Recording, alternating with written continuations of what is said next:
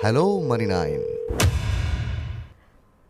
नमस्कार, मैं हूं प्रियंका संभव। आप देख रहे हैं हेलो मनी 9। हर शाम को 4 बजे हम आपसे मिलते हैं लाइव और पर्सनल फाइनेंस के अलग अलग एस्पेक्ट्स पर बात करते हैं।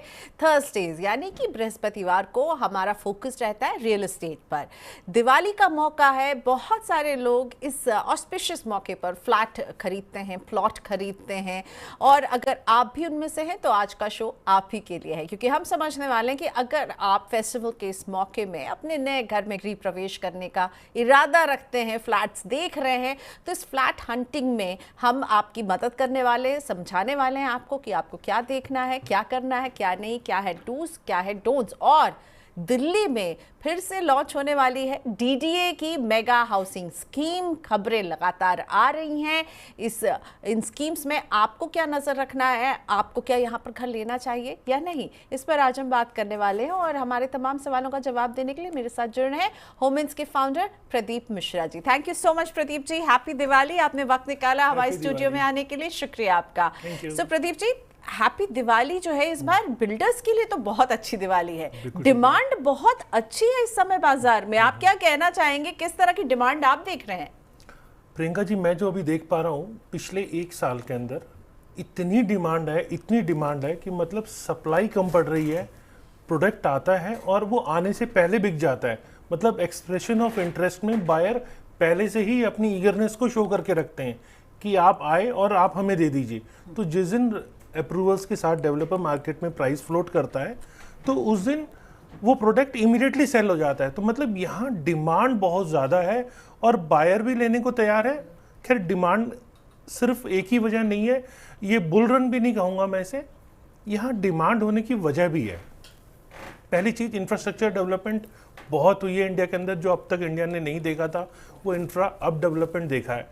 तो हमेशा उसका बेनिफिट रियल एस्टेट को मिलता है। फिर एक डेडिकेटेड फ्रेट कॉरिडोर जो इंडिया के अंदर धीरे धीरे फेज वाइज शुरू होने वाला है, उससे लॉजिस्टिक काफ़ी इंप्रूव होगा, इंफ्रा इंप्रूव होगा उससे, और इंडस्ट्रियल सेक्टर इंप्रूव होगा, वेयर हाउसिंग इंप्रूव होगा। काफ़ी जो छोटे शहर हैं आपस में इंटर रिलेटेड हो जाएंगे। तो इंडिया के अंदर मैन्युफैक्चरिंग बढ़ेगी और ग्लोबल पोजीशनिंग जिस हिसाब से इंडिया अपनी स्ट्रॉन्ग करता जा रहा है, उस हिसाब से अब धीरे धीरे इंडिया ज़्यादा पावरफुल नज़र आ रहा है और यहाँ लोगों की इनकम भी बढ़ रही है। राइट, तो मूड अपबीट है और बायर्स बाजार में हैं, फ्लैट खरीद रहे हैं। और जब बात आती है कि घर खरीदना है तो मुझे लगता है सबके दिमाग में पहला सवाल यही आता है कि क्या ये सही समय है। और प्रदीप जी, सही समय इसलिए भी मैं समझना चाहूँगी क्योंकि एज अ बायर जो लोग अभी बाजार में हैं उनके लिए दिक्कत क्या होगी कि होम लोन के इंटरेस्ट रेट भी जो है वो अच्छे खासे हाइस पर हैं। आरबीआई जिस तरह का स्टैंस ले रहा है, लग नहीं रहा कि अब होम लोन के इंटरेस्ट रेट कहीं से भी कम होने वाले हैं। एक हमने दौर देखा पूरे कोविड में।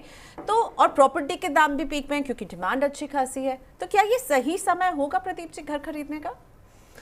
देखिए, इंटरेस्ट रेट की अगर हम बात करें तो जब तक सिंगल डिजिट का इंटरेस्ट रेट है तब तक प्रॉपर्टी मार्केट में सेफ कहा जाता है, उसमें बहुत ज़्यादा दिक्कत नहीं दिखती। जिस हिसाब से मैंने बताया कि यहाँ इंफ्रा डेवलपमेंट हो रहा है, गवर्नमेंट इंडस्ट्रीज़ को बढ़ा रही है और लॉजिस्टिक इम्प्रूव हो रहा है। ये सब चीज़ें कई फैक्टर हैं जिनके कारण प्रॉपर्टी बाइंग हो रही है।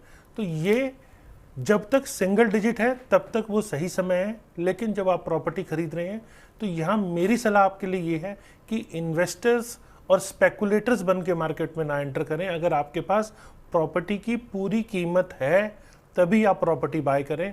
पॉकेट के अनुसार, अपने बजट के अनुसार ही बाय करेंगे तब प्रॉपर्टी आपको रिटर्न देगी। अगर आप सोचेंगे कि शॉर्ट टर्म में हमें बहुत अच्छा रिटर्न मिल जाए जैसा पहले मिलता आया, तो ये ज़रूरी नहीं है। अगर मार्केट में थोड़ा सा फ्लक्चुएशन आया तो आपके, जैसे अभी इलेक्शन भी आ रहा है, तो इलेक्शन में चांसेस होते हैं कि थोड़ा सा मार्केट स्टेबल हो जाए, तो ऐसे केस में आप एग्जिट रूट नहीं ले पाएंगे, तो आप फंस भी सकते हैं। तो पूरी कीमत अगर आपके पास है आप तभी प्रॉपर्टी खरीदें। तो यानी आप ये सजेस्ट कर रहे हैं कि जो लोग लोन लेकर के घर लेना चाहते हैं उनके लिए ये समय सही नहीं होगा क्या? नहीं, मैं यहाँ पे ये कह रहा हूँ कि अगर लोन ले रहे हैं तो लोन भी आपकी अपनी एलिजिबिलिटी के हिसाब से, आपको पता है कि मुझे टोटल कितने पैसे देने हैं, मेरी सेल्फ फंडिंग क्या है और बैंक लोन क्या है, तो आप अपने बजट के अकॉर्डिंग, मैं ये कह रहा हूँ ओवर बजट होके कि ये सोचे कि मैं 20-30% पे ही एग्जिट रूट ले लूँ या 2 या 4 प्रॉपर्टी ले लूँ और उसके बाद मुझे प्रॉफिट बुक करके मैं बाहर आ जाऊं, तो वो मेरे को लगता है कि आपको लेकिन नहीं एक करना। बात है, जब प्राइसेस भाग रहे हैं मार्केट में, अभी आप प्राइसेस को कैसे देख रहे हैं? क्या हम इसमें करेक्शन की उम्मीद रखें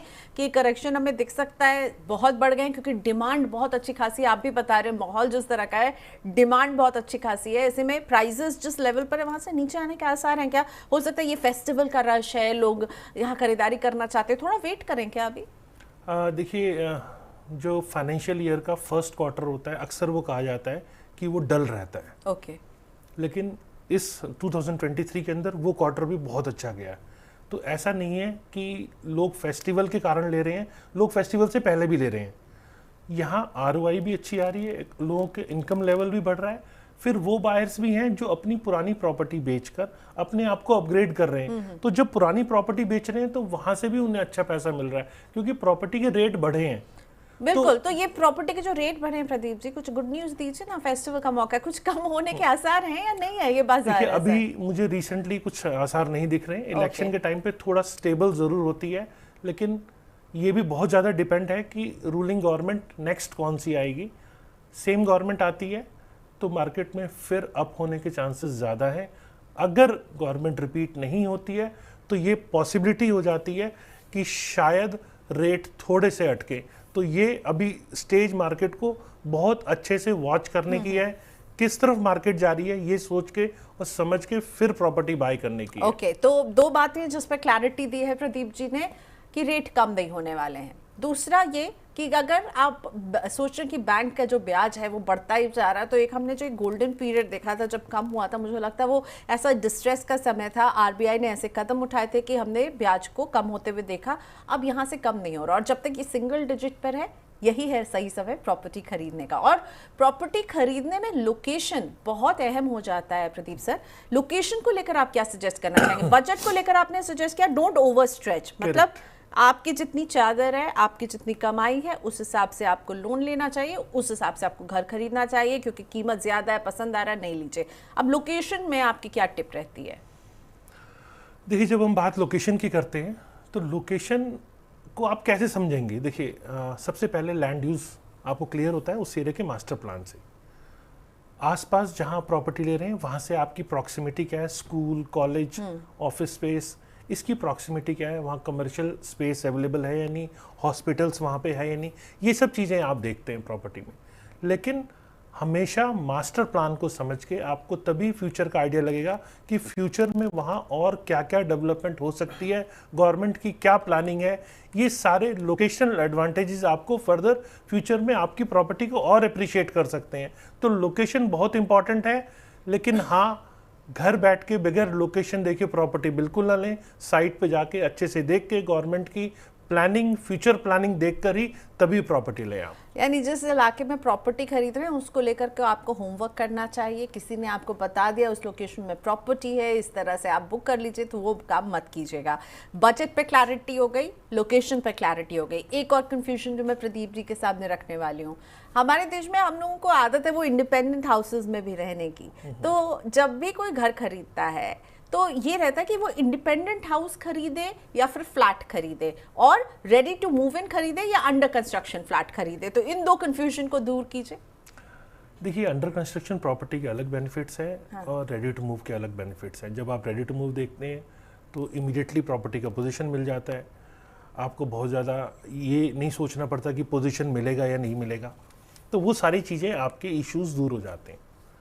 इमीडिएटली जब रेंटल भी आना शुरू होगा, मान लीजिए आपने इन्वेस्टमेंट के लिए लिया तो आपको इमीडिएटली रेंटल भी आना शुरू हो जाता है। तो रेडी टू मूव प्रॉपर्टी के बहुत बेनिफिट्स हैं, लेकिन जब अंडर कंस्ट्रक्शन प्रॉपर्टी लेते हैं तो उसके भी अपने बेनिफिट्स हैं। आपको स्ट्रेच करने का टाइम मिल जाता है, 3-4 साल पेमेंट प्लान मिल जाता है, नई कंस्ट्रक्शन मिल जाती है, प्रॉपर्टी जो आप चाह रहे हैं उस लोकेशन की मनपसंद लोकेशन ले सकते हैं। मान लीजिए आपको एंट्री चेक करनी है, बालकनी पार्क फेसिंग है या नहीं, धूप आती है नहीं आती, ये सब चीज़ें आप चेक करके ले सकते हैं। और वही जब आप अंडर रेडी टू मूव में लेते हैं तो वहाँ जो अवेलेबल इन्वेंट्री होती है आपको उसी के अंदर प्रॉपर्टी लेनी होती है। तो दोनों के अपने अपने एडवांटेजेस और डिसएडवांटेजेस हैं। कोविड आने के बाद पहले 1 साल जो रेडी टू मूव इन्वेंट्री जो पाइलअप थी, जो ऑलरेडी काफ़ी सप्लाई थी, सबसे पहले वो ख़त्म हुई है।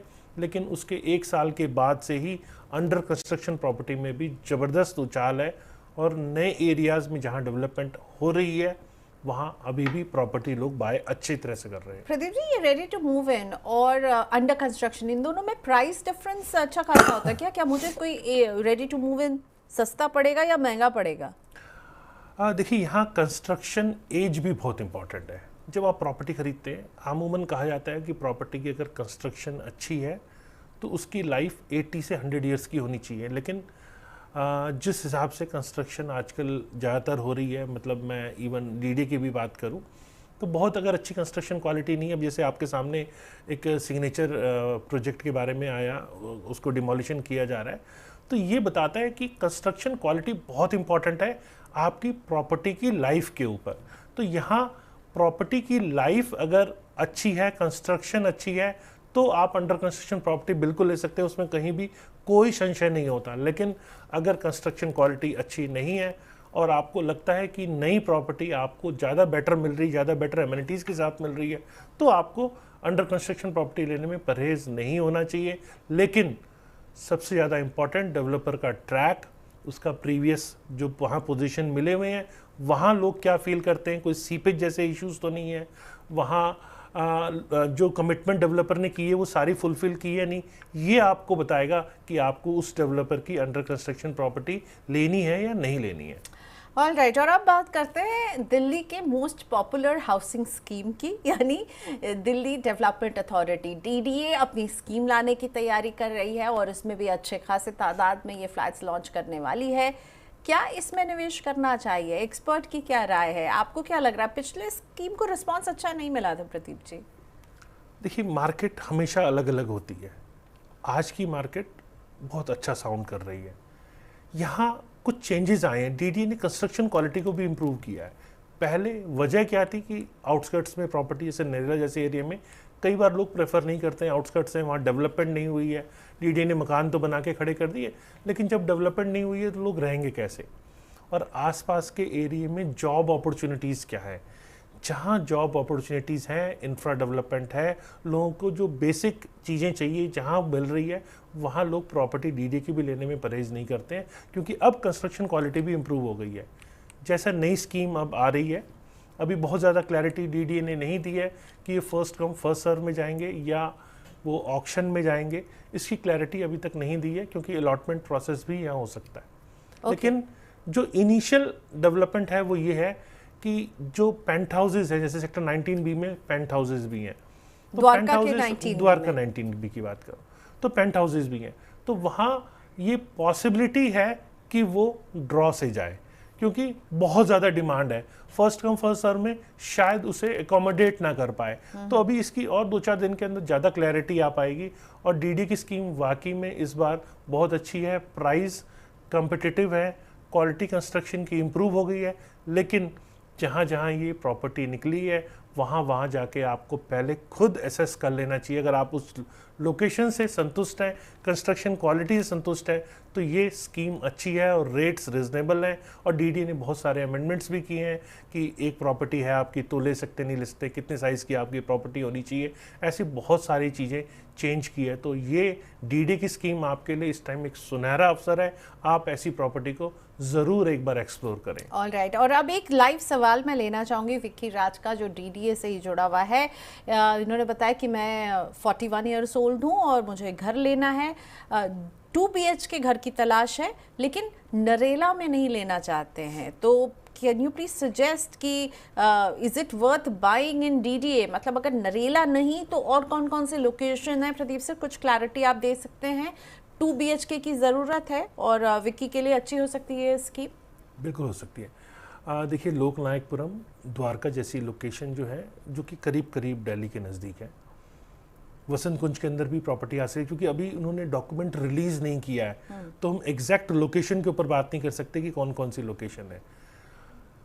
डॉक्यूमेंट हो सकता है कि दिवाली के आसपास की बात उन्होंने कही थी, तो दिवाली अब आ गई है, तो और 2-4-5 दिन के अंदर वो स्कीम फ्लोट हो सकती है। जैसी स्कीम फ्लोट होगी, जो उसका डॉक्यूमेंट है आप पूरा पढ़ें, लोकेशन पे जाएं। मेरे को द्वारका के आसपास के एरिया की प्रॉपर्टी, जैसे अगर वसंत कुंज है या लोकनायकपुरम है या द्वारका है, इन प्रॉपर्टीज़ को आप देख सकते हैं।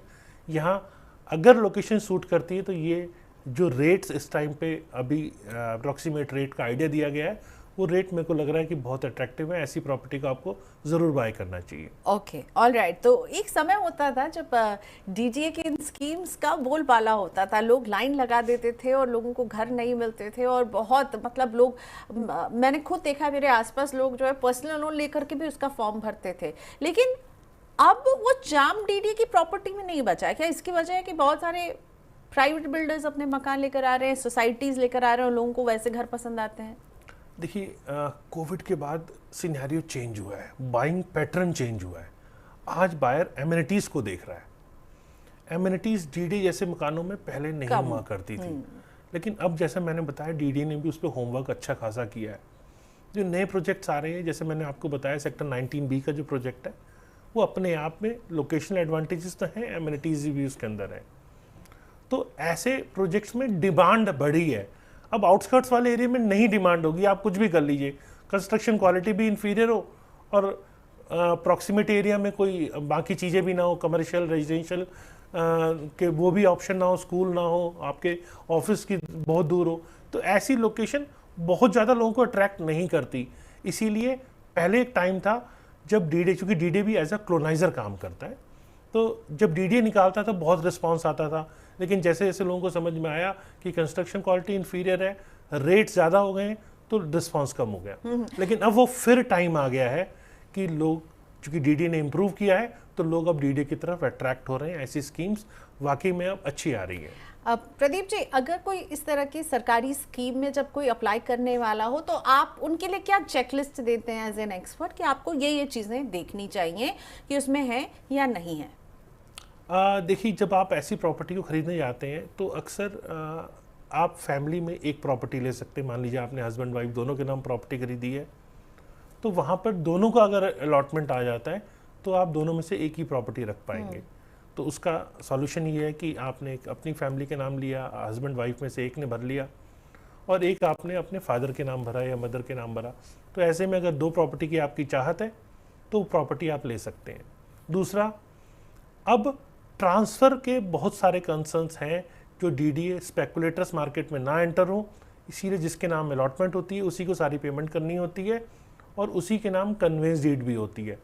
तो ऐसी कंडीशंस अब आनी शुरू हो गई हैं, तो वहाँ आपको ध्यान देने की ज़रूरत है। आप ये मत सोचिए कि मेरा ड्रॉ निकल जाएगा और मैं बेच के बाहर आ जाऊँ। अगर आपको वाकई में मकान की ज़रूरत है या आपके पास उतनी फंडिंग है कि आप पूरी प्रॉपर्टी को रिटेन कर सकते हैं, तभी ऐसी स्कीम्स में आपको जाना चाहिए, नहीं तो बचना चाहिए।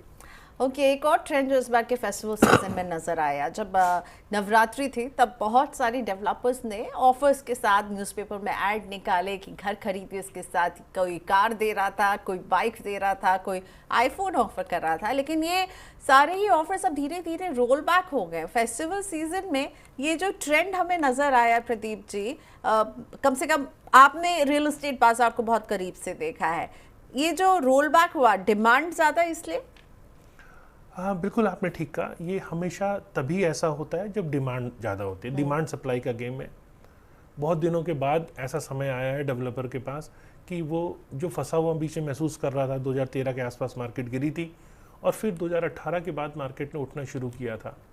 मैं कहूँगा 2011-12 के आसपास की भी जो तेज़ी थी, इस टाइम उससे भी ज़्यादा तेज़ी है। तो ये मैं कहूँगा सूखे के बाद एक हरियाली मिली है डेवलपर को, तो डेवलपर उसे इनकैश कर रहे हैं। ऐसे टाइम पे जो स्कीम्स फ्लोट की थी, लेकिन उसमें रिस्पांस इतना ज़्यादा आ गया, क्योंकि जब बायर अपने आप प्रॉपर्टी ले रहा है, उस बगैर स्कीम के ले रहा है, तो डेवलपर भी कोई कैसे देगा स्कीम। तो यही रीज़न है कि ऐसी स्कीम्स रोल आउट हुई हैं, और स्कीम्स बहुत कम है मार्केट में। अब दिवाली के टाइम पे बहुत कम स्कीम्स हैं। ऐसी ही लोकेशन पे स्कीम्स हैं जहाँ बेचना थोड़ा सा टफ है, क्योंकि लोकेशन कई बार दूर होती है, तो वहाँ थोड़ा टफ हो जाता है। मैं इसको थोड़ा सा और एग्जांपल देके आपको बताऊं कि इससे पिछली जब तेज़ी थी 2011-12 की, या 2005 से 8 के आसपास की जो तेज़ी थी, उस टाइम पर फैलाव हुआ था। मतलब आप अगर दिल्ली में रह रहे हैं तो आप चंडीगढ़ भी जा रहे हैं, आप करनाल भी जा रहे हैं, आप पानीपत भी जा रहे हैं, आप हर लोकेशन पे जा रहे हैं। लेकिन अब जो इस टाइम पे तेज़ी है, इसमें थोड़ा सा चेंज ये है कि अगर आप दिल्ली में रह रहे हैं तो आप आसपास के पेरिफेरल एरिया में ही इन्वेस्टमेंट कर रहे हैं, दूर नहीं जा रहे आप। ऐसा नहीं है कि कोई चेन्नई में प्रोजेक्ट आया, कोई प्री लॉन्च जो ट्रेंड चला करते थे उस टाइम पे, और आपने वहाँ जाके प्रॉपर्टी बाय कर ली। तो ऐसा अब ट्रेंड बदल गया है।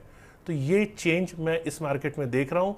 तो उन एरियाज़ में जहाँ इंफ्रा डेवलपमेंट है, जहाँ आबादी है, यही कारण है कि वहाँ तेज़ी अब ज़्यादा दिख रही है।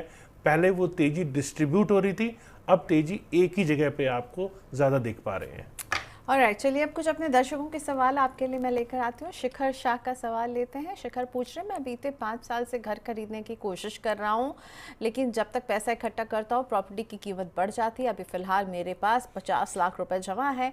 मुझे इतने पैसे में क्या फरीदाबाद की लोकेशन में घर मिल सकता है? शिखर को फरीदाबाद में 50 लाख के बजट में घर मिल पाएगा प्रदीप साहब? देखिए, बिल्कुल मिल सकता है इस बजट के अंदर। अफोर्डेबल हाउसिंग पॉलिसी 2013, इस तहत आज की डेट में जो करंट प्राइस है 5000 रुपीज़ पर square feet on carpet area. अगर बालकोनी एरिया है तो अप टू 100 स्क्वायर फीट तक का डेवलपर 1200 रुपीज़ पर स्क्वायर फीट चार्ज कर सकता है। तो ऐसी स्कीम्स फरीदाबाद में अभी हैं। आप अफोर्डेबल हाउसिंग पॉलिसी की डिटेल tcpharyana.gov.in जो अथॉरिटी की वेबसाइट है, वहाँ जाके आप ऐसी स्कीम्स टाइम टू टाइम आती रहती हैं, जिसे अलॉटमेंट प्रोसेस को अथॉरिटी मेंटेन करती है, लेकिन कंस्ट्रक्शन प्राइवेट डेवलपर द्वारा होती है। तो ऐसी स्कीम्स जहां एमआरपी फिक्स किया हुआ है, ऐसी स्कीम्स में आप अगर लेते हैं तो आपको रेट भी रिजनेबल पड़ता है, और चूंकि अथॉरिटी की मॉनिटरिंग भी होती है। खैर, वो बात और है कि कई जगह अथॉरिटीज़ ने बहुत अच्छा परफॉर्म नहीं किया, बहुत सारे अफोर्डेबल के होम बायर्स भी फंसे हैं, लेकिन ओवरऑल अफोर्डेबल हाउसिंग के प्रोजेक्ट्स की डिलीवरी भी होती है। और अथॉरिटी जहां अपने आप को कमज़ोर महसूस कर रही है, जो उन्होंने गलती की है, वो अथॉरिटी, मैं एक्सपेक्ट करता हूँ आने वाले प्रोजेक्ट्स में वो गलतियाँ नहीं होंगी, और अफोर्डेबल हाउसिंग के होम बायर्स को भी उनका घर मिल पाएगा। Okay, alright. तो आपने जो वेबसाइट बताया, मैं चाहूँगी एक बार फिर से रिपीट कर दीजिए। TCP Haryana HARYANA.gov.in। ओके, तो शिखर, ये है वेबसाइट का नाम जो प्रदीप सर आपको सजेस्ट कर रहे थे। यहाँ जाइए और अथॉरिटी के ज़रिए जो अफोर्डेबल हाउसिंग में आप अप्लाई कर सकते हैं, और वहाँ से आपको घर मिल सकता है। विशाल भारती जी का अगला सवाल लेते हैं। मैंने अपने पेरेंट्स को लखनऊ में फ्लैट खरीद कर दिया था, उसके लिए मुझे 20 लाख रुपए का होम लोन लेना पड़ा था। अब मैं दिल्ली के आसपास NCR के इलाके में घर खरीदना चाह रहा हूँ। 60 लाख का फंड मेरे पास है। क्या दूसरा होम लोन लेने के लिए पहला वाला लोन जो है वो चुकाना ज़रूरी है, और इससे नए फ्लैट के लिए क्या मेरे डाउन पेमेंट कम हो जाएगा? क्या मुझे ऐसा करना चाहिए? बेसिकली 2 होम लोन ले सकते हैं क्या ये? विशाल जी, आप बिल्कुल 2 क्या 3 होम लोन भी ले सकते हैं, लेकिन बैंक हमेशा आपकी एलिजिबिलिटी देखता है।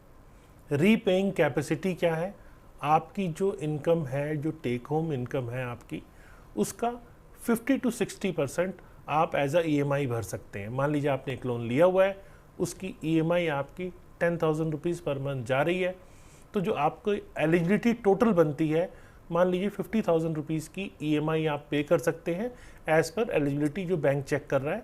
उसमें 10,000 वो डिडक्ट कर लेगा, क्योंकि ऑलरेडी आपकी EMI जा रही है।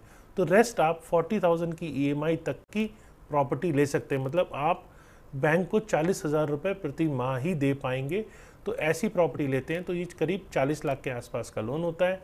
तो ऐसी प्रॉपर्टी, आप जो नई प्रॉपर्टी देखेंगे तो आप कितनी EMI पे कर रहे हैं उसको अपनी एलिजिबिलिटी में से लेस करके उस हिसाब से आप एस्टिमेट कर सकते हैं कि नेक्स्ट प्रॉपर्टी आपको किस बजट की लेनी है। ओके, सो एलिजिबिलिटी इस बात पर तय करेगी कि आपकी रीपेमेंट की कैपेसिटी क्या है, उस आधार पर आपको जो है दूसरा लोन मिल सकता है। बैंक ये चेक करेंगे कि क्या आप दूसरे लोन को पे कर पाएंगे कंफर्टेबली या नहीं। और देखते रहिए मनी 9, क्योंकि हमने इस पर बात भी की कि कैसे आपको 2 लोन मिल सकता है, इसके क्या क्राइटेरिया होते हैं। तो हमारे मनी 9 के ऐप पर आपको ऐसी एक स्टोरी मिल जाएगी जहाँ पर हम बता रहे हैं कि 2 लोन कैसे आप ले सकते हैं। ऑलराइट, तो आज के सेशन को मैं रैप अप करूं उससे पहले प्रदीप सर से आखिरी सवाल। प्रदीप सर, कि कोई अगर घर खरीदने की तैयारी कर रहा है तो उसको आप क्या टिप देना चाहेंगे? कौन सी वो चेकलिस्ट है जो आप कहेंगे इसको अपने पास हैंडी रखिए, ये ज़रूरी बात है जो उस पर टिक लगाना है आपको?